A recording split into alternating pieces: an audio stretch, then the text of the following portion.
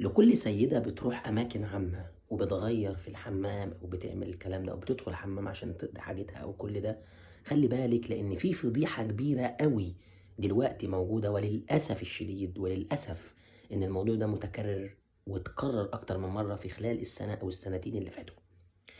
الأجهزة الأمنية المصرية ووزارة الداخلية وكل التحية على الأداء والمجهود الممتاز اللي بتؤديه في مثل هذه الجرائم.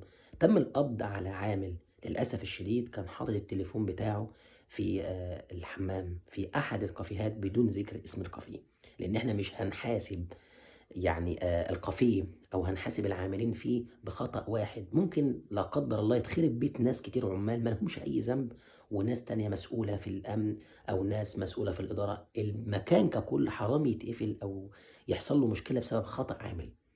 العامل ده حَط التليفون المحمول في الحمام، في أحد الكافيهات في منطقة النزهة، أحد الكافيهات ونكتفي بهذا.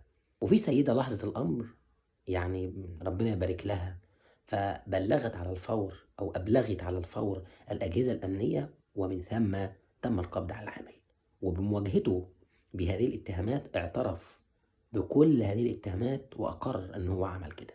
ربنا يستر علينا جميعًا، ولكن خلّي بالكم يا جماعة، خلّي بالِك وأنتِ في أي مكان. نداء لكل السيدات، ما تثقيش أوي وأنتِ داخلة أي مكان وتخشي الحمام تاخدي راحتِك أوي، للأسف الشديد. مش إن أنا باخوّفِك، ولكن الدنيا للأسف ما بقاش فيها أمان، للأسف الشديد.